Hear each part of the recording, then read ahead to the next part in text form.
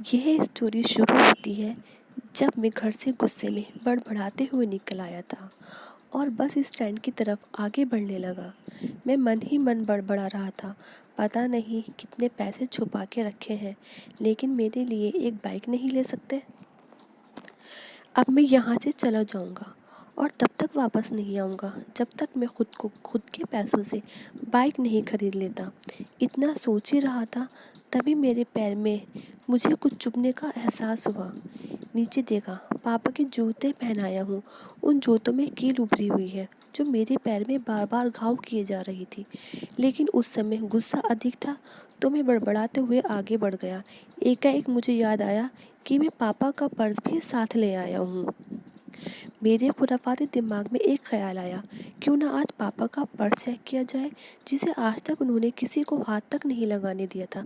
पता नहीं कौन सा खजाना छुपा है इस पर्स में, जो किसी को हाथ लगाने देते थे, जो किसी को हाथ नहीं लगाने देते थे।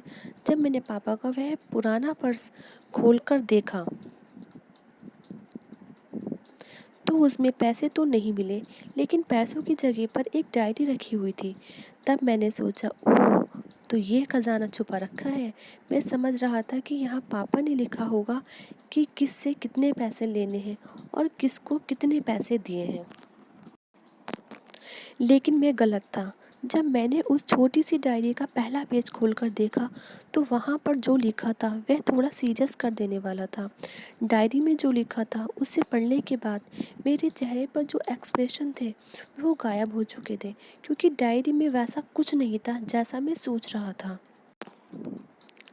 वहाँ पर उन पैसों का हिसाब लिखा हुआ था जो अलग अलग कामों के लिए अलग अलग लोगों से उधार लिए गए थे।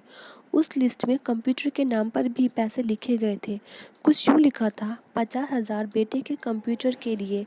ये वही कंप्यूटर था जिसे मैं आज तक यूज़ कर रहा हूँ, लेकिन मुझे पता नहीं था उस कंप्यूटर को ख़रीदने के लिए पैसे कहाँ से आए थे। लेकिन आज पता चल रहा था। मुझे आज भी याद है जब मैंने पहली बार कैमरे के लिए ज़िद की थी, जो मेरे पापा ने मुझे 2 हफ्ते बाद मेरे बर्थडे पर ला कर दिया था, जिसे देखकर मैं बहुत खुश हुआ था। और मुझे देखकर मुझसे कहीं ज़्यादा अगर कोई खुश हुआ था तो वो थे पापा। अब मेरे चेहरे से गुस्सा एकदम गायब हो चुका था। जब मैंने आगे का पन्ना पलटा तो वहाँ पर कुछ विशेष इच्छाएं लिखी हुई थी। पहले जो विश थी उसमें जो लिखा हुआ था, अच्छे जूते पहनना। यह बात मेरी कुछ समझ नहीं आई। तभी मेरा पाँव अचानक सड़क पर भरे हुए पानी पर जा पड़ा और तभी मेरे पाँव में कुछ गीलापन होने का एहसास हुआ। जब मैंने जूता उतार कर देखा तो उसका तला टूटा हुआ था। ये देखकर मुझे डायरी में लिखी बात याद आ गई।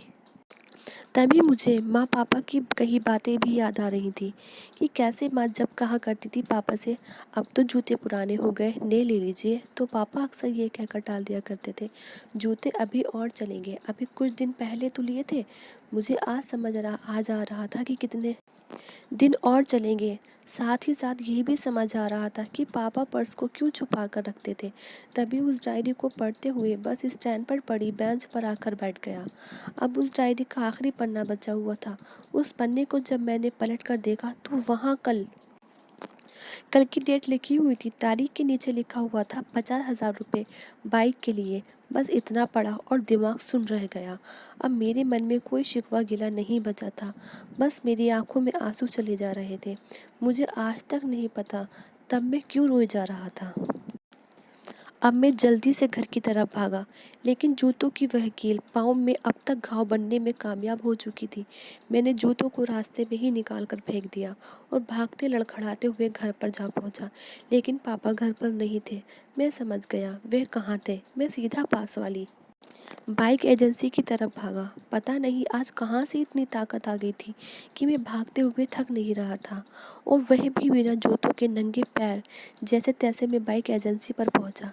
पापा वहीं थे। मैंने पापा को दौड़कर गले लगाया लिया और मेरी आंखों से आंसू रुकने का नाम ही नहीं ले रहे थे।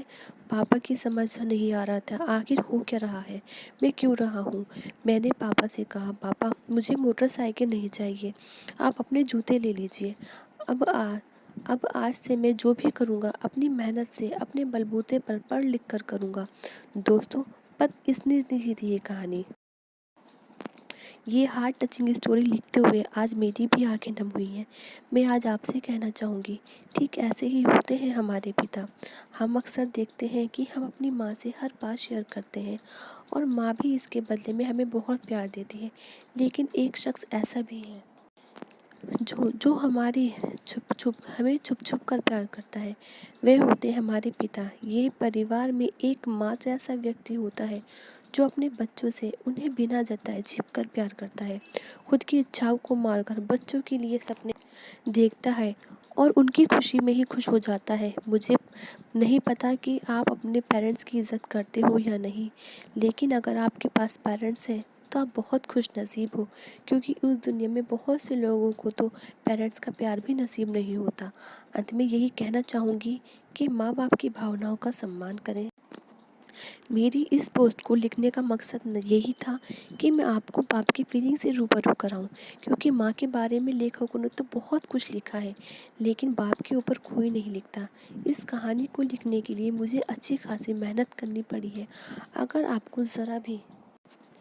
अगर आपको ये कहानी पसंद आई हो तो नीचे कमेंट करें और अपने दोस्तों के साथ शेयर करना ना भूलें। लाइक एंड शेयर ज़रूर करें और मेरे चैनल को सब्सक्राइब करें। Thank you friends.